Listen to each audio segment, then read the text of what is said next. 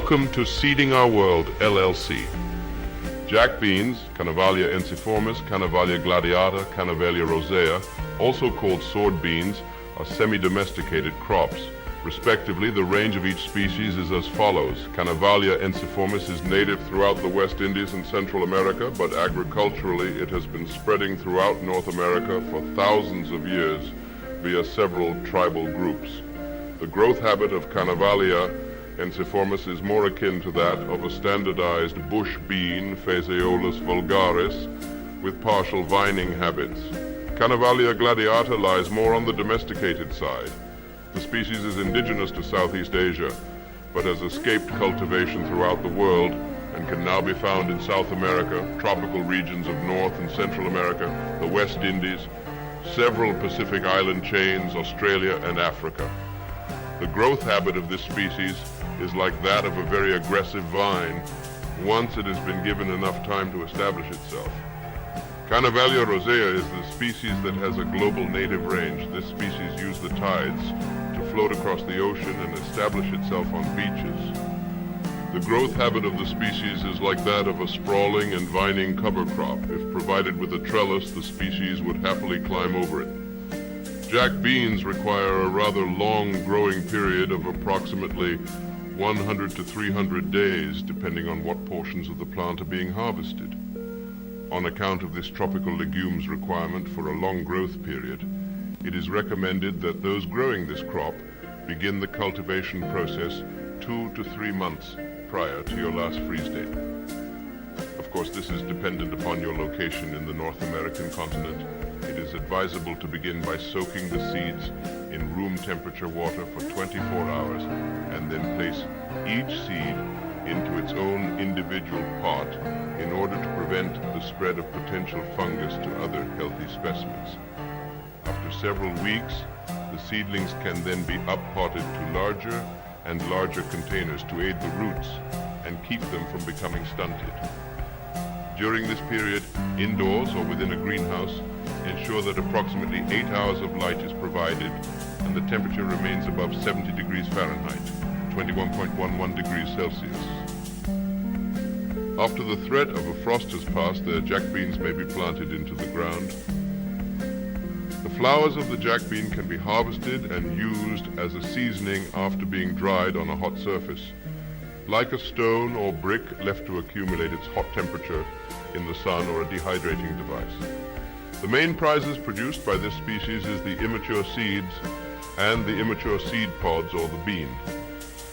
The immature seeds of the jack beans that are prepared are still quite large by common legume standards, and they do contain some minor alkaloidal content. These non-consumable elements can be rendered out by soaking the seeds for 24 hours in clean water, then rinsing under flowing water. Afterwards then, the process consists of boiling the seeds in 2 to 3 changes of water, 10 minutes per boiling, after which they can be consumed like your average vegetable. The same actions are committed to the immature seed pods, which are typically harvested once they have reached several inches in length but have not yet gained rigidity. Disclosure: jack beans, Canavalia ensiformis, Canavalia gladiata, Canavalia rosea, contains several chemical components, including concanavalin A, which may cause poisoning if the plant is prepared incorrectly or consumed in large doses. The symptoms are as follows: headache, nausea, stomach discomfort, convulsions, coma, and potentially death. Several studies have been conducted with the species and show that the toxin concanavalin A is resistant on some level 2 heat-based processing. Hence the need for several processes in its rendering of becoming consumable. Many sources suggest that the mature seeds can be consumed. Several of our grow leads advise against such things due to the toxins building with the age of the specimen. Hence the recommendation to eat the immature seeds and immature seed pods when the toxins are at their most minimal number. We at Seeding Our World LLC are not held liable for any medical complications resulting from the consumption of this species. Jack beans, although capable of producing a staggering amounts of food, the proper growing conditions must be met. Jack beans typically require a long growing season as suggested earlier. their overall preferences for more humid, tropical or subtropical locations. They are flood tolerant and heat tolerant, but typically do not hold up well or produce as many flowers, and by proxy beans in areas where drought is more common. Due to their heat tolerance, they will amp up their production in the hottest points of the year. This vining plant does require a large growing space and will happily climb and engulf small trees. This plant is not cold hardy or frost tolerant, and will start to see foliar damage when temperatures begin to reach 40 degrees Fahrenheit, 4.44 degrees Celsius, and perish at approximately 32 degrees Fahrenheit, 0 degrees Celsius. Jack beans are commonly eaten by large megafaunal species, even though it may not be the best thing for them to consume on the account of toxins being present. Due to this, it is not advisable to feed any livestock long-term. It does show very little pest activity from invertebrates due to these chemicals being present.